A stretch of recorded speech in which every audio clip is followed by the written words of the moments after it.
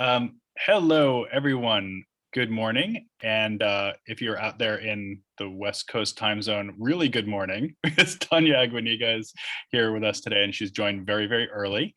So Tanya, thank you for doing that. Great to see you. Oh, sorry. I was like reading the chat. Nice to see you.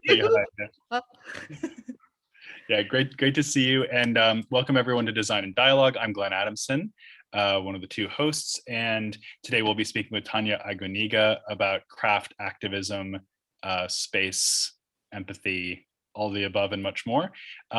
Do know that this is being recorded for later broadcast on Friedman Benda's website. We have muted everyone just to maintain the audio quality. And if you have questions for Tanya, and I'm sure you will, please put them in the chat box. Also let us know where you're tuning in from. We'd love to see that. Tanya, you are currently on residency somewhere in the great wide world. Can you tell us what's up where you are? Yeah, so I'm in Ojai, which I've never been to before, which is in like a valley to the east of Ventura, so really close to Santa Barbara. And I'm here doing research for an exhibition that we're planning, hopefully for PST, for Pacific Standard Time. And so the whole thing stems and revolves around cochinilla, so cochineal. Yeah.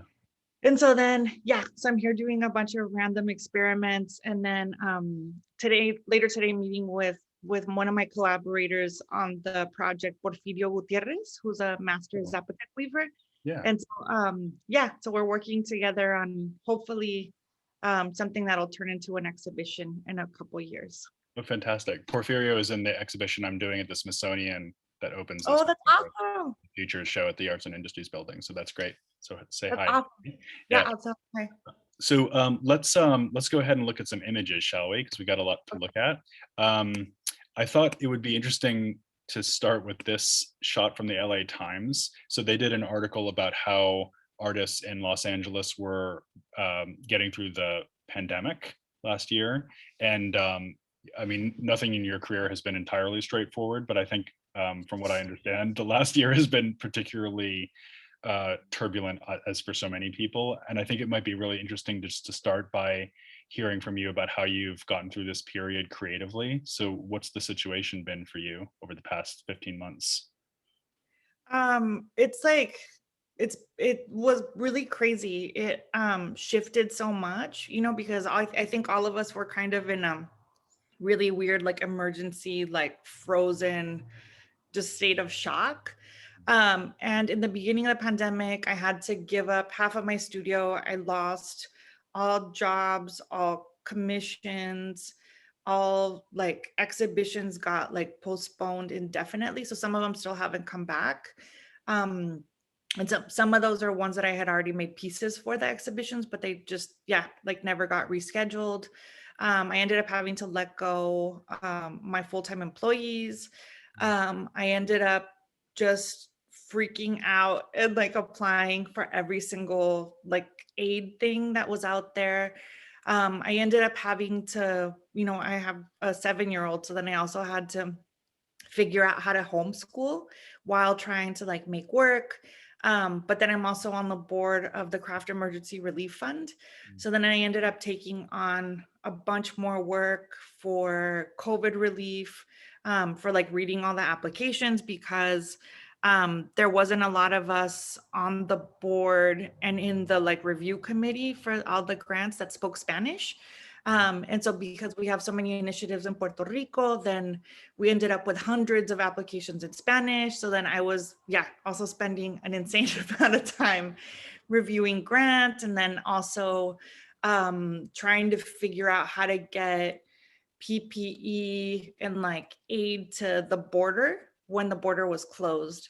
So it was, just like a really mad rush for how do I gather a bunch of aid? How can I secure funds so that myself and my business and my home and my family are safe?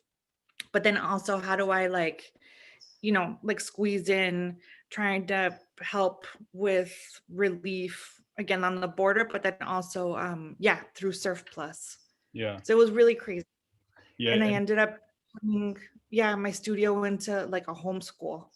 So yeah, literally, yeah, kids in crazy. there Yeah, being educated. Yeah. yeah. Yeah, and you had told me some of that story before, Tanya, and I really thank you for being so transparent and honest about these experiences in public, because I feel like they're stories that we don't often hear. I think it's also just a really good reminder that even artists that I would consider to be spectacularly successful and influential in the craft and design realm, like yourself, often are actually face to face with these conditions that we might associate with the concept of the precariat. And in your case, it's both your own practice and your family, but also the activist and charitable work that you're doing. So just to start out with, thank you for being such a culture hero and doing everything Oh, that you thank do. you. Just to explain, this shot was actually taken in your front yard, is that right? My backyard. Backyard. Yeah. So we ended up when we were on like really hardcore like lockdown, we had to figure out ways to like for my daughter to have like a Zoom area, and then my husband to have a Zoom area, and then for me to have a Zoom area for meetings and stuff. So then we ended up turning our camper van into like a little studio and like extra office for me.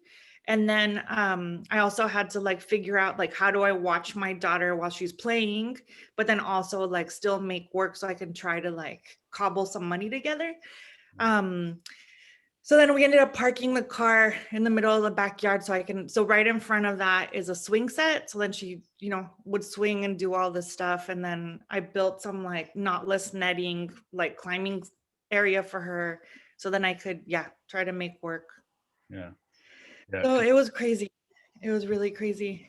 It is crazy. And I mean, the compression of space that you're dealing with there, but also the slippage and fluidity between family and profession and creativity and necessity. It's just, yeah, I mean, it's very moving, but I think it also gives us a window into what so many artists and designers were facing over the past year. So again, thank you for talking about that. However, I really want to talk about your work. So let's turn away from these sort of emergency station style conversations for just a minute and go way back. So this is boy, more than a decade ago now that we're looking at some early work here. Tanya and I were laughing when we were talking about this interview in advance, because like a lot of people that we've had on Design and Dialogue, it sort of makes sense to call you a designer, but also sort of really doesn't. And you touch on the discipline in a lot of ways that are very unpredictable and fascinating. But I thought this might be an interesting place to start because it kind of looks so much like design, and you're also obviously addressing design history, especially Ray Ames and her husband Charles Ames there on the right. So can you talk a little bit about these felted chairs, where they came from, what you were up to at this point in your career? Yeah, so the image on the left, the folding chairs is actually from 20 years ago now, Wow. which is kind of insane. So it was when I was at RISD in grad school. And so I was working on my thesis and I was trying to figure out ways of, so it was called like the half unseen. And so I was exploring like border identity and how that could come into like kind of subversive, really like on the down low design pieces. And so I wanted to transform something that was really cold and that was really temporary into something that was really warm and really permanent. But a lot of it was thinking about my family, thinking about like me missing the warmth of Mexican culture while I was in New England. So it was, yeah, like thinking about the things that I miss in the US from like being so far away from the border.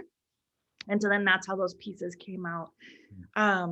And so then after those, I started trying to felt more things and trying to figure out. So I think probably for the most part that I was doing furniture design, I was always trying to figure out kind of why I liked it and how I connected to like the history of it. Because there's no like history of like craft in my family. And so I kept felting like iconic chairs or chairs that were beat up, as a way to kind of heal the chairs and like give them love again, or the way to connect to the original designers, Mm, and to connect to how the pieces were made. mm, So like these ones, the ones on the left, that one was a little like pop-up show that I did in Michigan in Grand Rapids. And so then that one pays homage to like the history of furniture in Michigan. mm, Um, so then I worked with historic Michigan furniture companies, to get a bunch of different chairs donated that then I would felt with, some of the factory workers. And so a lot of it was just trying again to kind of understand like the engineering behind them and kind of get closer to the original maker of the piece. yeah. And this is, for example, a Saarinen chair up at the top. So, figure associated Yeah, with Cranbrook. Yeah. Um, totally. And the green one's a weird steel case chair. okay.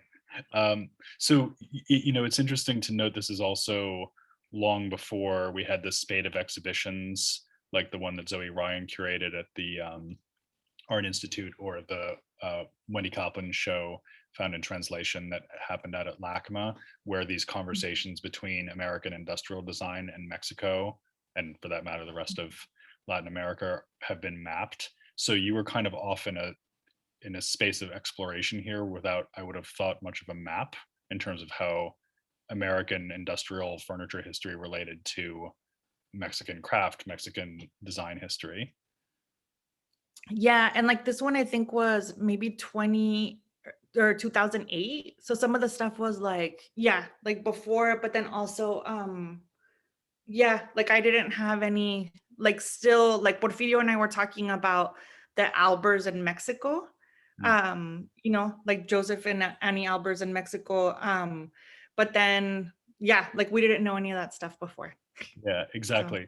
I mean, I think it's just worth mentioning because it's a reminder of how recent that research is and how little mhm, interest there, frankly, had been in it earlier. And also the kind of cross-cultural exchange that I think a lot of people are interested in now when they think about both contemporary craft and craft history, contemporary design and design history. In a lot of ways, that's a relatively new development. So I feel like your practice was very much ahead of the curve in that way. mhm, Yeah. Let's look at a few other examples of your furniture design because it's something you've continued to be interested in. So now we're looking at more recent work. Um, do, how does furniture design sort of fit into your overall practice? Is it a more commercial side of what you do? Is it something where you're pursuing, serial production? How does that work for you? Um, it's still kind of it's kind of just like commission based, because the studio has switched so much to like I don't have all of the machines set up anymore. People that work at the studio don't have backgrounds in design at all, in like any type of like training in like metal and like wood. So now yeah, it's kind of just like more like random ass like bespoke stuff. But before and like these pieces came out of like spending time in Chiapas. And so there's these little Mayan like toys, that people make, mainly women make out of like leftover scraps from different backstrap weaving projects.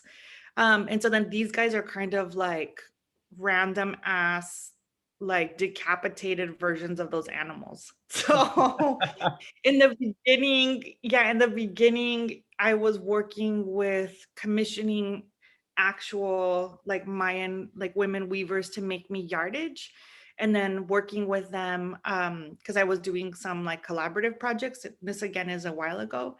And so then these guys, then people wanted them more and more. So then I ended up having to figure out how can I source materials in LA that aren't, like all backstrap woven and stuff.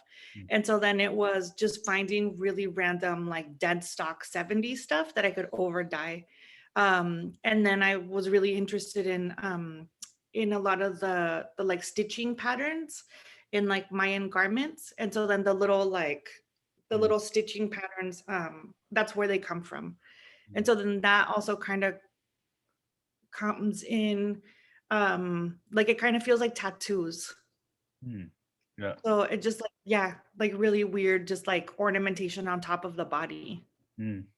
It's such a good example of how you're drawing both the stylistic features and also the materiality of your projects from all of these different sources and collaging them together. And this particular project really gets that across visually. It's so collage-like.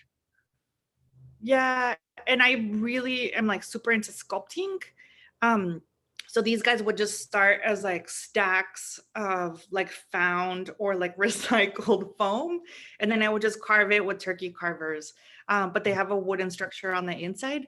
But it was just really fun to be able to like I always because of language, I always gender like the objects that I make, because in Spanish, like all the words are gendered, which then kind of comes to like me giving them like little pet names and stuff. So these stools were really fun because then I could give them all their individual personality and make yeah like little weird vignettes of like how they're related to each other. Like chickens in a yard. Yeah, totally. Here's another, I absolutely love these. So you mentioned metalworking a minute ago. So this is you working in that medium, but also obviously in relationship to knotting textile. These to me strike me, I guess, as more formal than a lot of what I've seen in your work, much more about drawing, and a little bit of an Yeah. outlier, but I love them. I think they're total masterpieces. But so Oh, thank you. when did you make these and how did they come up for you? I think those ones, gosh, I wish I remembered the dates of the different. So these are also like probably around 10 years old. And that might have been the last large exhibition that I did. This was at for JF Chen in LA. And I think it was, he wanted stuff that he could sell. And so then I had to come up with like kind of bodies of work that were related to each other. So then I think it was like 3 different bodies of work, and one of them was the animals, and there was like a 7-foot giraffe and all of these other crazy guys. But then there was also these metal pieces. And for me, yeah, they are super gestural, and it is totally like drawing. And so then like the little like double cedar thing is kind of like a mama and a baby. And then the other one is had another friend that I could hang out with. And then they all had just different explorations of netting. But yeah, but they were a lot more formal. And I've always had like such a love and like admiration for like mid-century design, but also for like minimalism. And so I kind of like I have to constantly like figure out which way I'm going, if I'm going like minimalist or maximalist, you know? So these ones, yeah, I really love, and I just really, really love using veg tan leather. So the leather that's like, you know, undyed and how it like retains the memory of how it's been used is really exciting. Of course, this one, I think the one on the left, I think somebody spilled a drink on it at some point. So it has like a splash on it now, if it's still around. I'm not sure like where it lives now. But it's kind of, yeah, interesting to see like how you can't control like the way that people leave marks, you know? Yeah, yeah, yeah. Well, maybe it's become an expressionist painting because that is almost like a canvas stretched over. Yeah. Yeah, it never occurred to me, Tanya, and I would never have thought of the word minimalism in relation to your work. But there is often a very strong combination. Maybe we'll see that in some of these next slides. But there's often a very strong combination of emphasis on process that's quite maximalist, but also a real sense of control of the form and a kind of clarity that we see very well in those pieces of furniture, and certainly in this project as well, which is, I think, one of the most reductive minimalist things I've ever seen of yours. Mhm. Yeah, so this again is maybe 10 years old, something like that. Not quite. This Yeah, one is from 2014, I think. 14. Yeah, um so this one was a really interesting one. It was a prompt. So it was for an exhibition called Future Tropes.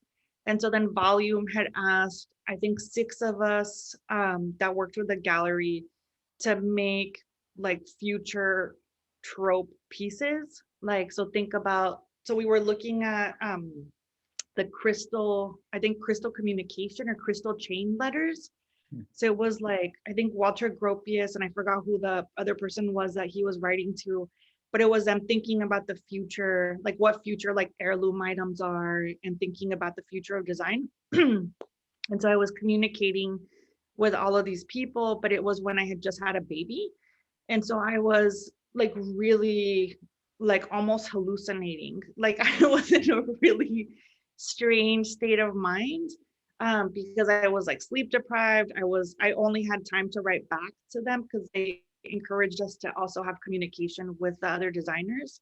But I was the only woman communicating with these 5 dudes, Mm. but I only had time to communicate while I was pumping milk. So I was just like in a weird, like, oh, And so I was like, I don't know how to think about furniture when like I just finished being a house. Like I'm like a bed tonight, I'm food tonight, I'm also a chair, I'm all of these things that like a human needs, but it's all within my body. Um, and so I was just kind of tripping out, thinking of all of these things and thinking about trying to get the guys to talk about like non-Western furniture and modularity and all these things. And nobody was really having it. So then I ended up, they gave us a list of objects to choose. And so I chose floor covering. Um, and so then this is like my floor covering, but then I was like thinking about earth, I was thinking about land, I was thinking about true ground, I was thinking about what it means to be grounded, I was thinking about what it means to be, connected to certain areas of land, about, people taking land, about colonization, about the border. And like I said, I had just had a baby. And so then this piece is made out of woven dirt, collected from all the places that are sacred to me. And so then you can kind of see on the edge, there's like a little tiny like vinyl window into like the edge of the tubes. And so then that shows all the dirt, like the difference in the dirt. So some of the dirt's from Mexico, some of it's from the border, some of it's from, like my grandmother's house, from the mausoleum where my grandma's buried, under the bridge where my mentor committed suicide, like all of these really personal things. But then they have like a two different, so there's 2 tubes of each one, so a warp and a weft. And they have different descriptors. One of them has the coordinates, and then another one has like a poetic, like 2-word descriptor for me to remember where it's from. Mm. And so then, so it's like 300 pounds, like you can barely move it. And it has to get rewoven every single time it gets exhibited. And every time it travels, it breaks the law because you're not allowed to move dirt across state lines, and you're not allowed to move dirt across like international borders too. So it's always really, whenever it travels, it's interesting to think of how it's like subverting ideas of borders. Yeah. And I was trying so hard to get the Renwick to buy it because I thought it would be really awesome. Yeah, for them for like Mexican dirt to be like living across from the White House. Yeah. But In the yeah, Smithsonian. but they didn't Yeah. go for it. Yeah, that's such a powerful story, Tanya, and the way that you're literally weaving transgression and autobiography into this work, and in a way insisting that those two things have to be co-present. It's like your biography is itself transgressive in lots of the spaces that you operate in, and I feel like this work, despite its visual quietness, just has Mhm. just kind of hums with political implication. Um, it's also, of course, alluding to a functional form. Like you said, it was a floor covering in the context of this exhibition at Volume Gallery. And this is something that you do touch on occasionally, not just in furniture, but also other forms. So here looking at containers, for example, but containers that seem to be taking on a life of their own in some way. And it's another great example of your use of different materials in juxtaposition with one another, like your felted chairs, for example. Mhm. Can you talk a little bit about these guys? Yeah, so I wanted to make this is from my show right after. So yeah, sorry, so many of these are old. Um, so it's right after having a baby, and so I did a show at Volume called Mothering the Form. Yeah. And so I was thinking about mothering still, and I was thinking about like how we mother objects, and thinking specifically about like how like women approach, yeah, just like the domestic, but also approach like care. Um, and so I wanted to make objects that force people to care for them. And it's unfired, it's like Mexican self-drying clay. So it doesn't hold water or anything like that. They're just things for you to hold and for you to care for. Mm. So some of them, like the one that doesn't look like it has anything on the left, the whole inside is just all covered in alpaca. So some of them turned into like hairy holes that you could pet and like, kind of like have companionship with. But it was, yeah, just thinking of how to make objects that like demand gentleness and like caressing, and I guess like more intimate relationships with, Mm. um that also bring you joy, and yeah, and give you some sort of comfort. And so a lot of the stuff in that show was things that had human, like really like marked human touch, like a lot of like collaborative work of a lot of hands, and you can see a lot of the hand work in it. A lot of things that had to do, I guess, with comfort. Mm. It's so interesting because I guess, and maybe other people have said this to you about this body of work, but it so brings to mind Merritt Oppenheim's For Line Teacup. But that work Mhm. is so often seen as being about, I guess, because of its surrealist context, it's often seen about as being about repulsion in some way, or the abject, or some sort of again, some kind of transgression. And I just love the idea of making an object whose only function is to be cared for, which seems almost like a higher purpose than containment or even feeding could be, or nourishment. It seems Yeah, like I don't very know higher. why. Yeah. Yeah, and I don't know why they like took the forms of like functional looking things, but um and I think part of that might just be like, like my experience in working with ceramics has been like through really functional means, where I'm like, oh, I have to coil it and I can put layers of hair in between the coils. Um and then later I started playing with like different types of forms. But in the beginning, yeah, I think it was like, I was just like, oh, okay, like, why would I use clay? Like, oh, clay can do this. Why would I use self-drying clay? Like, oh, I can embed stuff into it because it's not going to be fired. So anything that would be burnt out in a kiln, like, can still remain. And Mm.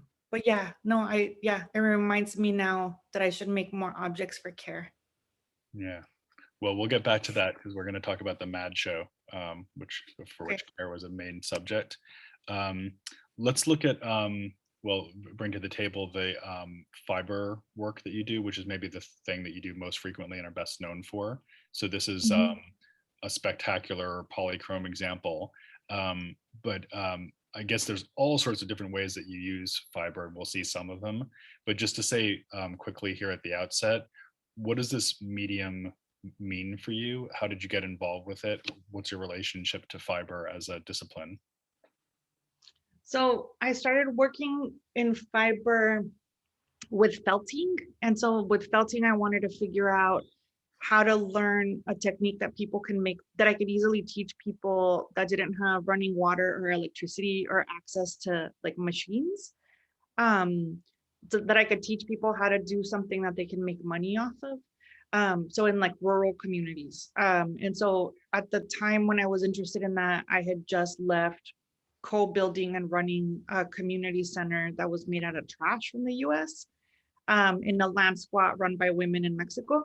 Um, and so that's how I first started getting into fiber, was through the felt. And then after the felt, then I started getting interested in weaving. And so then I started taking weaving classes at RISD.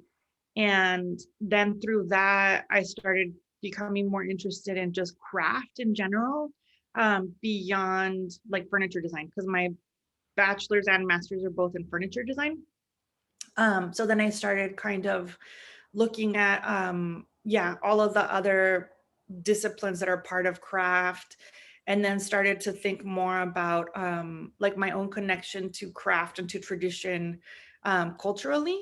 And so then when I made my way back to California, luckily I had just gotten a really big fellowship. And so then I spent a lot of the year where I had fellowship money traveling through Mexico to different like craft-based regions. So I spent a lot of time in Oaxaca and in Chiapas trying to figure out like I guess how we ended up with no craft at the border, and then also trying to figure out like what histories were erased from, or like through colonization and forced migration, like what were some of the things that kind of got like, yeah, like forced out of our bodies. um so trying to kind of like decolonize my way of thinking before like I knew that that was a thing. And so then I ended up learning a lot about yeah, I like pre-contact techniques like backstrap weaving, but also just like really transformative ways of thinking about the body in connection to the materials that we make, and the materials being a witness to like whatever the like emotional and like kind of psychic state of the body is while you're making it. Yeah. That idea that learning a skill could be a method of self-decolonization. I've never heard that idea before. That's so powerful that And it was, yeah. And so some of it was, just like by like accident that, I was traveling through, it was like Puebla and then Oaxaca and then Chiapas. And so then seeing like in Oaxaca, like people weaving on like treadle looms, but they were standing up, which was different from the like sit down looms that I had learned on. And so I was just like, why do you guys work on these? And they were like, oh, because the Spanish brought it. And so, it allows for like larger production and like more like commercialization of things, and things that enter like into like capitalism like really easily.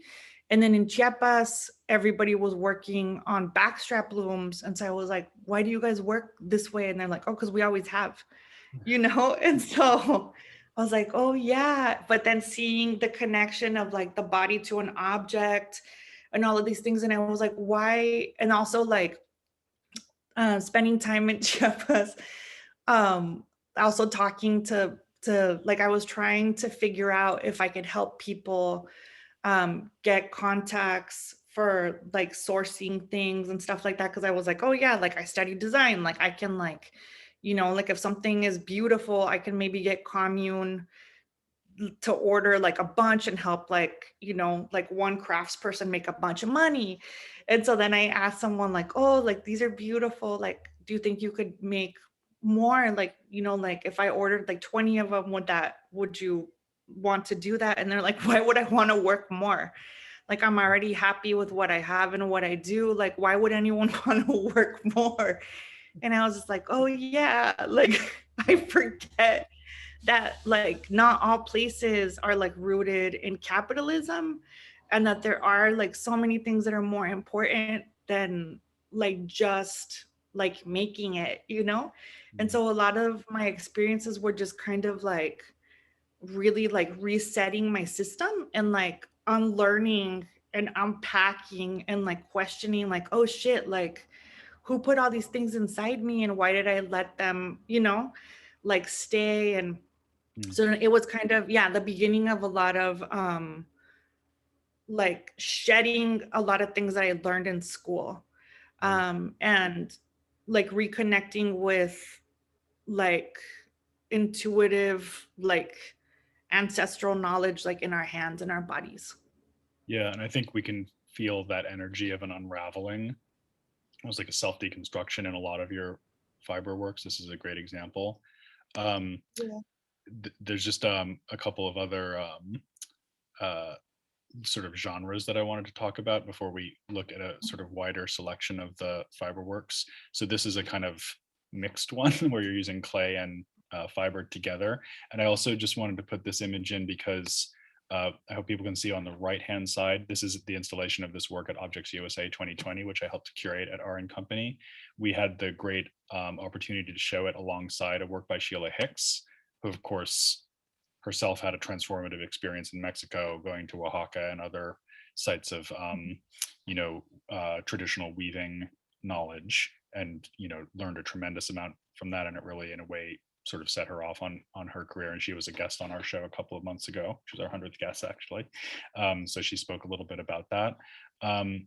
So I just wanted to point out that connection.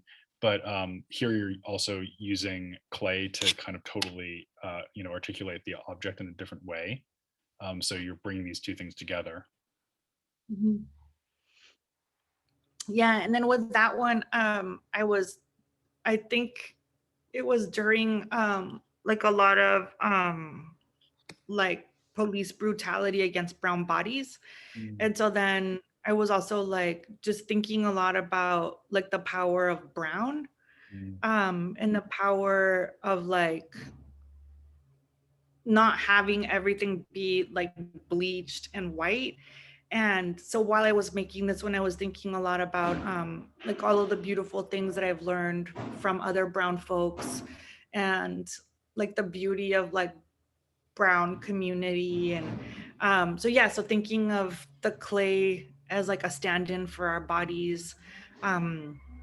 So yeah, so even though you can't like the stuff doesn't say like, like this is about like celebrating like BIPOC communities, it's I'm constantly kind of, yeah, like still thinking about how to, like when I'm working, like think about real life and think about real emotion, and how it translates. And this work, we should remind people, was made in 2020. So it was very 2020, early 2021. So it was very much in the circumstances that you were describing at the beginning of the interview. Yeah. I guess maybe one of the first things that you made when the studio was back up and running, is that right? Yeah. And so then, I'm still like really loving exploring clay. And so then, yeah, trying to figure out like, how can I get this like Mexican self-drying clay to do things other than what clay usually does. So I tend to kind of play with like, how can I use it as a coating? How can I use it as like something that tricks your eye? Yeah. And so then the pieces, some of them are woven, some of them are like knitted and crocheted. But then they're all dipped in like a slip of the Mexican self-drying clay. Yeah. Just to point out another interesting connection, next week, actually, we're going to have Abby Barrelay on the show.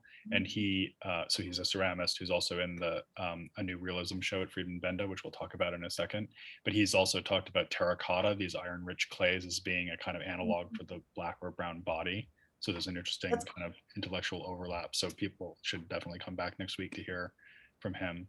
Yeah, I think that, yeah, no, so real quickly. Yeah, the terracotta, it also like I really love how it's so connected to like our histories, like, like pre-contact histories, and how so much of our, like clay bodies and objects that, now live in museums, like all of it is in this really just like rich earth. So anyways, you can go to the next. Well, and actually the clay, of course, is that old. So the clay itself is pre-contact material. So yeah, worth pointing out. So we've talked, Tanya, about the border a couple of times, such an important and tragic factor in your life from an early age. So I wanted to maybe create an opportunity to talk about that subject, but also to point out that in addition to all the other more object-based practices that you've been involved with, you also work in performance. So this is a way of getting both those things onto the table. Can you say a little bit about your relationship to the troubling subject of the border? Yeah, so I grew up a few blocks away from the border fence on the Mexican side, and then crossed the border every day from the age of 4 to 18 to come to school in the US. And so my whole life is kind of like super marked by the border, and like crossing the border, life at the border, life with like border issues, just because Tijuana has always been like this gateway for migrants to come to try to get to the US, which means that it's constantly like trying to figure out its own relationship to migration. And then all of the people that live in Tijuana usually are migrants. And so, yeah, so my whole life has kind of been about like, how do I deal with like my privilege of having been born in the US and having had the access to be able to cross back and forth just because of like, what hospital I came out at. Um, and constantly, so my family still lives in Tijuana, and constantly thinking about the state of life in Tijuana and the state of suffering at the hands of like Mexican and US governments for migrants that are caught in between. And, a lot of that is because of, like every day when we would drive to the border, just witnessing the amount of like death and pain and desperation of like thousands of people like in the 80s, like lined up against the fence, like trying to like wait for a moment to come over. And then, in all the subsequent waves that we've had of people, needing to come up north for safety. And so, yeah, so I live in LA, which is only 2 hours away from the border. And because my family's still there, and because, I have like, there's not a lot of people that grew up crossing the border every day that end up in art. And there's not a lot of us that end up like making it enough where we have a platform to talk to a bunch of people about it. Right. And so, yeah, so I, you know, sometimes when I can get away with not bringing it in really like in your face, I'll bring it in like the felt chairs. Like I said, like 20 years ago, I was already working on that stuff, but doing so in a really like subdued way. And then depending on, I guess, the amount of like the largeness of the platform that I have and the ability to share with others so that they can learn a little bit about our experiences at the border and empathy. And so a lot of the stuff is just working towards trying to get to a place where like we cannot dehumanize people, and trying to get people to talk about like, how do we not dehumanize each other, Yeah. because the border is just such a like violent place. And it's a place where so much of like our ugliness on all sides kind of comes out. Yeah. I was thinking earlier when you were talking about that idea of decolonizing the self, that the Mhm. border is like a wound that is like Yeah, a non-healing wound, and it just yeah, like yeah. So like I'm border, like a lot of like border writing and like border theory, like that's exactly how it's talked about. It's like, yeah, it's like a cicatriz. It's yeah, Mhm. yeah. So can you then talk about this performance that you staged at the border? Yeah. And so like, so I'm still really interested in like figuring out different ways of using craft materials and craft languages um to explore like emotion and trauma, and ways of like using it to heal. And so I was doing a residency at Pilchuck, Hmm. and so then they partnered me up with like master glass blowers. And so then I was trying to think of like, oh, what do I want to make? And I had just come off, like when I got to Pilchuck, I had just ended the last leg of the Ambos project, like traveling across the US Mexico border. So I had just ended the round where when we ended our travel, it was during the beginning of family separation. So there was just so much, just like really, really raw, like horrible burning pain about that. And I had come to Pilchuck with just a box of these fragments of the border fence.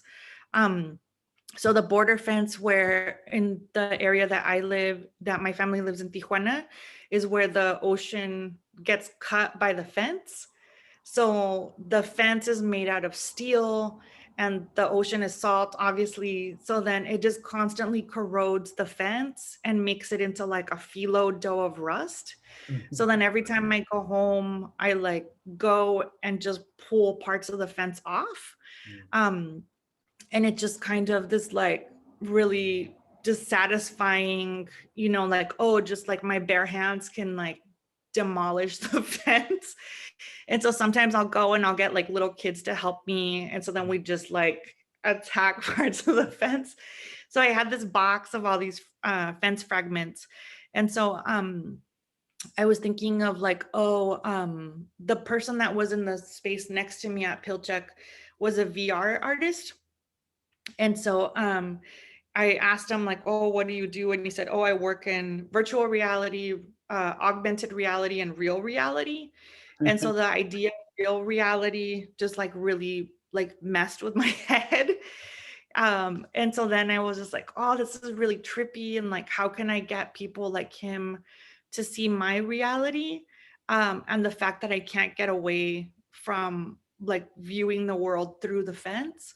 And so the headpiece that you see on the left is actually a really weird ass version of the PlayStation 2 headset for virtual reality. But then after I started drawing it, then I was just like, oh my God, like so much of this reminds me of like ceremonial, like Mesoamerican, like headwear and like ornamentation for like shamans. And so then I started looking at a bunch of like Mesoamerican like pottery and different like ceremonial garments. And so then slowly it kind of came to be this outfit that I wanted to wear that engaged all of your five senses to like not be able to escape the fence. And so then on the ears, there's these things that suction the air out of your ear. And on the inside, it's all blown with fragments of the border fence in it. So then you're like the air inside of your head gets mixed with the fragments from the fence. I have a mouthpiece that has fragments of the fence in it. So then the idea was that as I would breathe, my breath would get mixed with the fragments of the fence to make a tincture. So it has like a little like spigot at the bottom for me to collect like this tincture that comes out of it. There's a big chest piece that goes on the front that has like a really big part of the border fence, and that was based on the story of Juan Diego and like the origins of the Virgin de Guadalupe. And then it has a glass backpack that gets filled with water to honor all of the migrants that have perished because of dehydration crossing through the desert. And then I was wearing glass huaraches that are cast off of like the huaraches that have the tire sole that are worn in rural communities. And so it was like people keep thinking of it as like a Cinderella thing. But for me, it was like walking in glass shoes is pretty much what the US does to the majority of like people of color and migrants. Like you don't get set up for success. Like like you're set up to fail, like you're constantly set up to fail. And so then in wearing the glass shoes, I knew that they would break at some point. And so then part of kind of like dealing with a lot of the trauma, from like my childhood, but also in relation to the border, but also so much of the insane stuff that we were witness to through the Ambos project and traveling across the US-Mexico border for 3 years. I was like looking for ways to like deal with all of that. And so then this piece was like a durational performance where I was allowing myself the space to kind of deal with all of that, but through like body and like emotional exertion. So the outfit is 70 pounds and I wore it for 2 hours. And I wanted to do it on the US side because it was something that was to be witnessed by the US, not by Mexico. And so I did it in front of the Border Patrol headquarters. so so on the other side of the fence is the Border Patrol headquarters. And so then I just walked back and forth in front of the Border Patrol headquarters, in front of the fence, until I just, it, it wasn't that I couldn't take it anymore, is that I felt it was enough. And then the shoes obviously broke. But there's some, I think the video before, or the slide before, I think maybe has some of the sound. Oh, I'm not sure. I'm not sure it works on the PowerPoint, unfortunately. Or Sorry. doesn't play? Okay. An image, yeah, Okay. yeah, yeah. Yeah. But But it was this really like haunting sound that I didn't know was gonna happen because of like walking in glass against gravel. yeah, it's also just, I mean, it's so powerful to hear you talk about this, but also just makes me think what a dead space this is, like a space of no Yeah. life, no Yeah. pity, no emotion, and then to infuse Yeah. it with all of that psychology all at once. It's just so, um, yeah, it's such a haunting and potent gesture. Um, well, it's sort of difficult to turn from this work to almost anything else, but maybe the flip side of what you're describing in some ways is the work that you do with community, which of course is so life-giving. So Yeah. if you wouldn't mind, what I'd love to do is ask you, so we're running a little short on time, is talk about the way that you work with artisans and work within community. And what I'm going to do is just show some of the other images of your mostly fiber-based work so people have a sense of what this kind of leads to. But could you just talk a little bit about the folks that you're working with and how you do that? Yeah. So now for the most part, I work with friends and with other people that are kind of like working through different identity issues that I guess are related to mine. Um, and whenever I do work with communities that aren't my own, then I try to figure out like why I'm working with communities that aren't my own, and what I can like, how I can use like my experience as a conduit for them to be able to do whatever they want to do. And yeah, and then a bunch of these installations are, yeah, just kind of working with, I guess, in more like more straightforward, like just design, and thinking of like how to activate spaces, how to make spaces like really vibrant. And this is in a furniture factory in LA that was founded by, it's called Jonathan Lewis, but it's actually a family from Tijuana. And so Jonathan Lewis is like the moniker that I guess they thought, you know, they couldn't call it like Jaime whatever. Right, Like they right. got further with the name Jonathan Lewis. But it was really exciting to make a piece for, yeah, for a furniture factory that was pretty much all Mexicans, Mm, just like getting it done, you know? that's So amazing.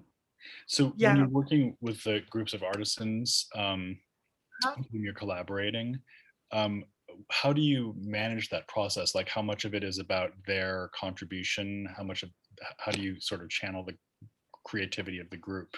Is that something you think about? So it's stuff that I mean, I tried doing it, like I said, just years ago. And I basically, when I was doing those projects, I was trying to figure out ways of having like like um like non-hierarchical like learning exchanges between both of us. So then if I learned something from them, I would teach them something. And so then it was more of like us like hanging out and like cooking together and like trying to like learn about each other, just forming a friendship and like seeing where that would go and seeing like what people's interests were and how I could help them kind of like develop the techniques that they already were working with without kind of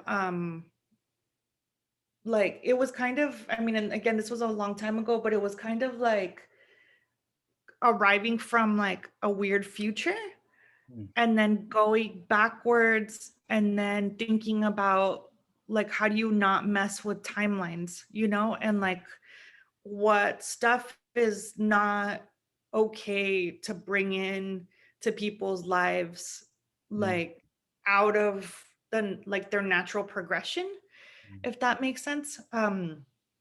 Because there was just, like I said, I mean, I ended up in Chiapas going like really rural and really like in like I was working in a Mayan community that didn't the family that I was mainly working with didn't know that they were part of Mexico. oh, wow. So it was, yeah, like really like super different to like think about stuff that way. And Yeah, to and which, sorry to interrupt, Tanya, but what you're saying about um, coming from the future, as it were, or maybe we could say coming from an alternate reality, uh, yeah, just a different perspective, to think that your experience encompasses that and also a commission for Nike, as we see here. And actually, we just had John Hoke, who's the chief design officer from Nike, on the show a couple of weeks ago. So, you know, the sort of strong contrast in the sense of a huge spectrum that you're traversing. I mean, it is really, really striking when you hear it described yeah. all at once. And I mean, a bunch of the stuff, like I have to take on projects like this because I don't have money Yeah. and because I don't come from money and I don't have like savings. Um, then whenever opportunities come where like I'm like, okay, well, what can they be okay? What will they be happy with? And like, does it pay enough? And if I don't have any other jobs, and sometimes I just have to take them. But this one was pretty funny because it was they wanted something sports related, and I'm not a sports person at all. And so I was like, I don't know what, like, I guess sports have balls, And so it was like, I guess I'll do something with like knotless netting and balls, and like hopefully they'll give me some of their shoelaces. But Yeah. they didn't give me shoelaces, they didn't give me balls. They were like, just go buy some at like Walmart. And I was like, shit. So then I ended up buying the cheapest, which was child-sized soccer balls. So it has a bunch of like random stuff from like downtown LA, and that's why everything's painted white, because we had to source like cheap ass shit in like downtown. But it was a really beautiful installation and really beautiful piece. Yeah. But yeah, but I was like, oh damn, like I don't know anything about sports. That's so hilarious. You did get a couple of swooshes in there, I noticed. So that was like, Oh yeah, good. yeah, I had to face them forward. Yeah, Yeah.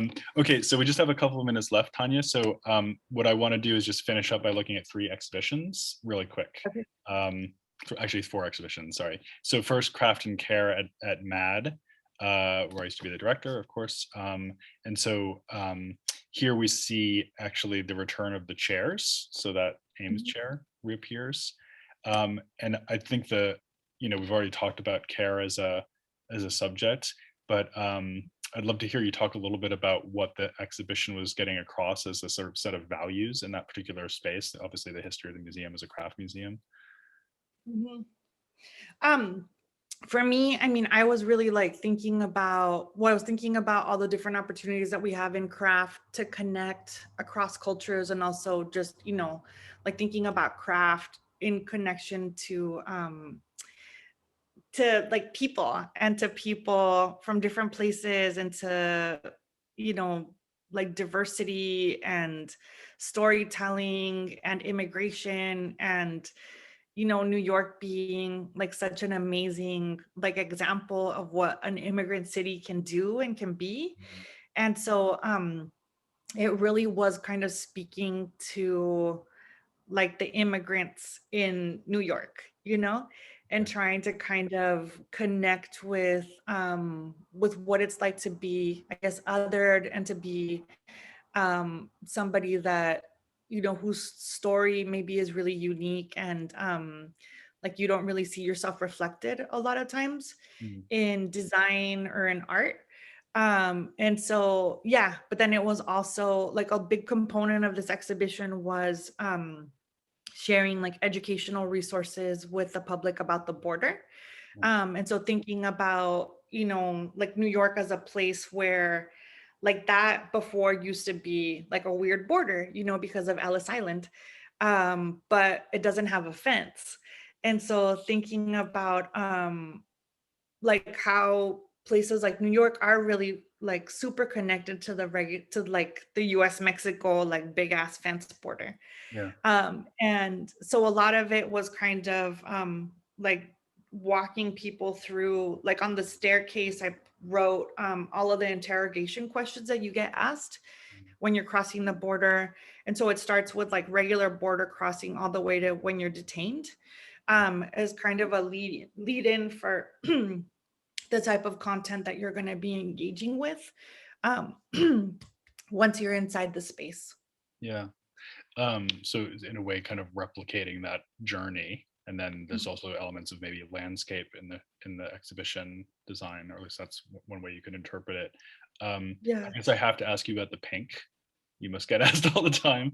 So it's obviously, it could be read as joyful, that image, that color. It also Yeah. strikes me as a real Mexican color. Maybe makes you think of Luis Yeah. Barragan. Yeah. Yeah. I asked them like, can you like paint the walls like Luis Barragan pink? Well, they nailed it, right? While you get a drink of water, I'm just going to go on to the next show. So this is one that I think probably people won't have seen unless they were really lucky, because this is the Yeah. Beverly Center. And you were just telling me before, this was commissioned by the great curator Janelle Porter, who people might know from the Fiverr Sculpture Show at the ICA Boston, among other things. So this is actually at a kind of shopping center, right? So that's like in front of Uniqlo, I think on like the 6th floor of a mall. So it was, yeah. So the Beverly Center asked Janelle to have different artists make pieces. So it was a lot of really well-known LA artists, and we all did different engagements at different times, just to kind of get people to go to the mall because it was under construction. And so a lot of it looked like it was closed. So then the space that I got was kind of this weird ass corner. And so so I wanted to make like kind of like a theatrical space for like femme identified folks to do weird like performances related to like body image and like, you know, subjective beauty and like consumerism and all this stuff. So in the beginning, I wanted to make these marble pieces that were like cinched together and like kind of just like popping out of their seams. But then the mall people said that they wanted something comfortable. So then I had to switch to upholstery.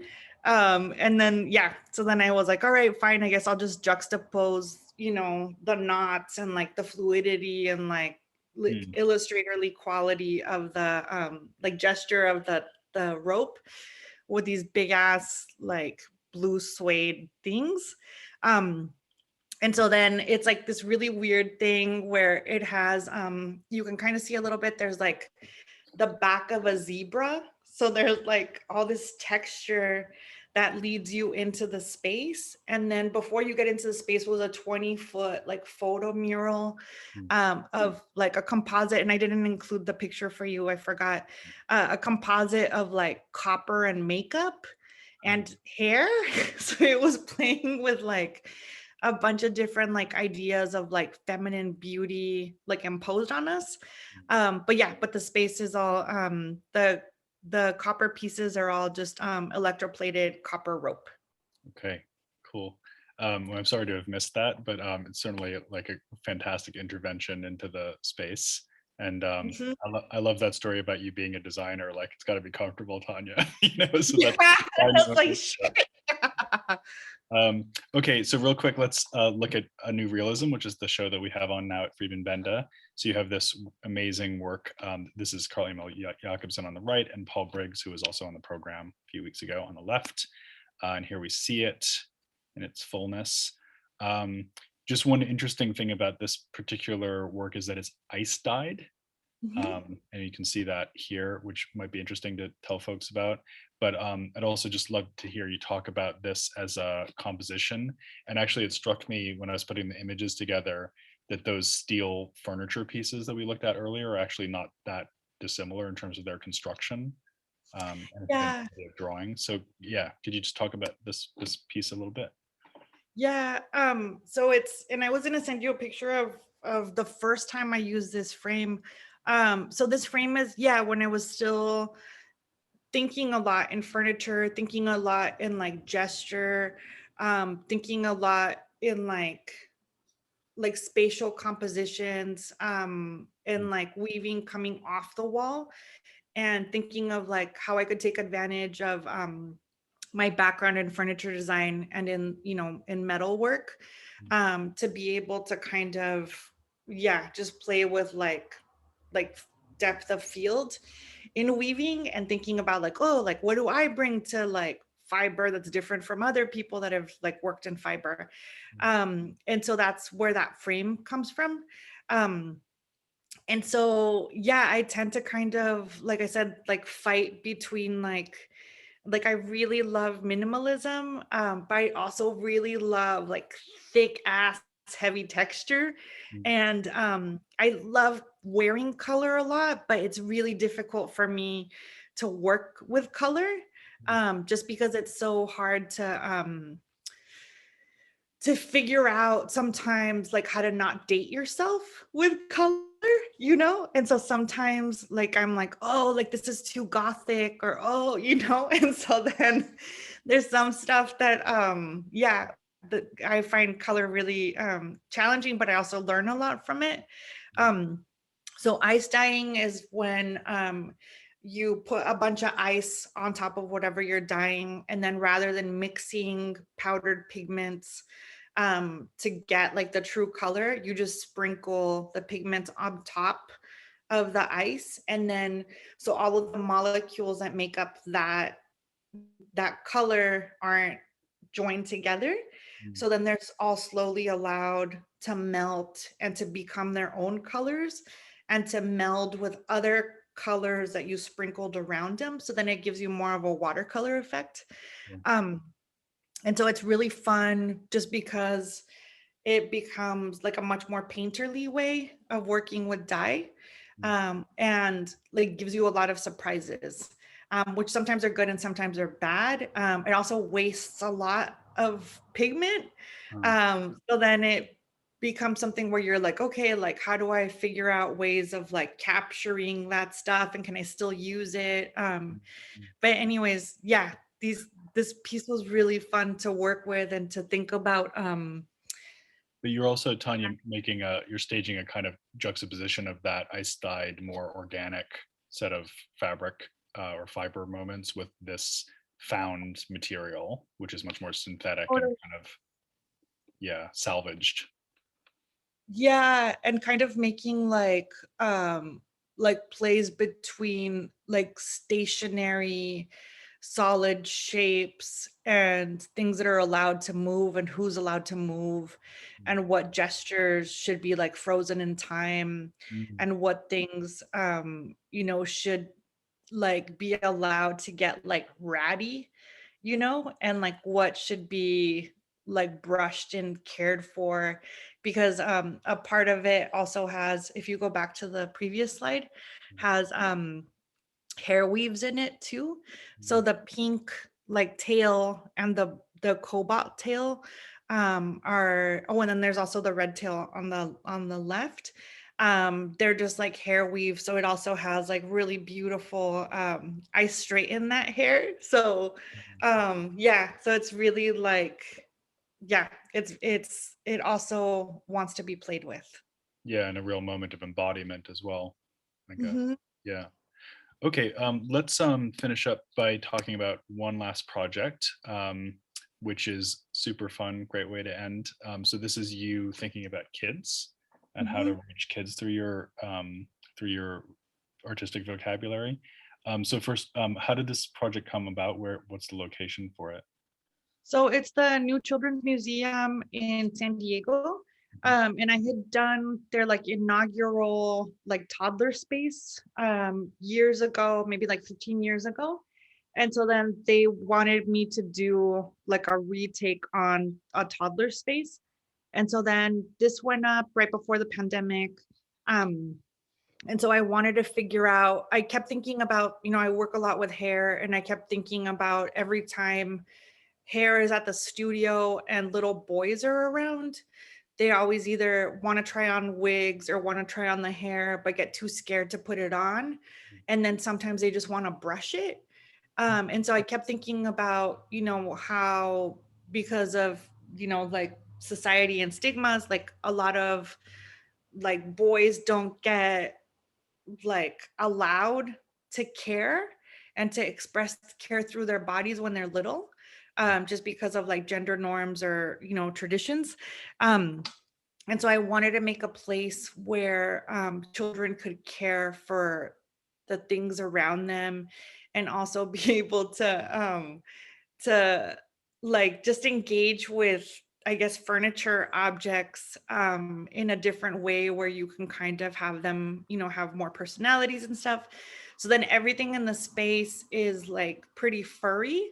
And then there's a bunch of brushes all over the space, and there's like beanies and blankets and all these things so that you could care for the objects in the space.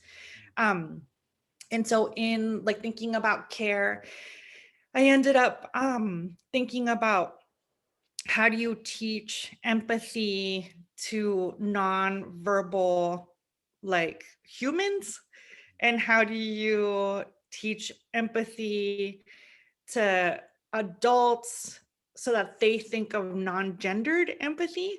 And so then a lot of it was about kind of like reminding parents of the power of like taking gender out of the way that we care for people. And so, yeah, so a lot of it, there's like an area that there's all of these little like smocks that I made for the little kids when they're doing some of the messy activities in the space, that have like really empowering words on them. Like I don't know which one that one is, but there's like unique and like powerful, and all of these words that we don't usually associate with children, so that the parents also are reminded that. And then in the Spanish one, it took the gender pronouns out of the word. So it's part of like language justice, is like taking out the binary in our words, in our language. So then it's also, yeah, so part of it is like education, and like also there was like a whole learning library that I included, that was like anti-bias, like training, like anti-bias books for parents, but they're all like for children. And so yeah, it was just really awesome to think about all the different ways that we can get like, yeah, like non-verbal humans to like to engage more with care. It's so interesting too, because although the nominal target audience here is kids that are pre-verbal, of course you're Yeah, also strongly addressing their parents and other adults who might be with them. So there's also this kind yeah, of double coding or like complexity of the message. Um, yeah, it also strikes me, Tanya, I was just thinking that the root of the word curator is to care, like literally means in the yeah. And in Spanish, it's curar, which means to cure. to cure, So really? it's like a cure. Okay. Yeah, Care and cure. So, as a curator, I sort of feel like there's a lot to learn from this project and from your practice more generally. So, oh, thank you. I'm afraid we are out of time, kinda. Can um, people ask questions, or we don't have uh, time? well, we're kind of over time. Actually don't have any questions in the chat. So unless anyone has a quick one, I might just go ahead and say, as I mentioned before, that Evie Barrelay is going to be on the program again next week. So do come on back for that. And Tanya, I hope I'm going to get a chance to see you in person sometime. We did this show together just now, but two shows together, Objects USA 2020 and A New Realism, but we haven't actually seen each other. So I hope we have a chance to hang out. And Yeah, great, good luck with your cochineal project and everything else that you have going on. I know it's always super busy for you, and it's so inspiring to see you firing on all cylinders as always. thank you. Okay. Thank you everybody for joining us this morning or this afternoon. or this wherever, whatever time it is. Yeah, exactly.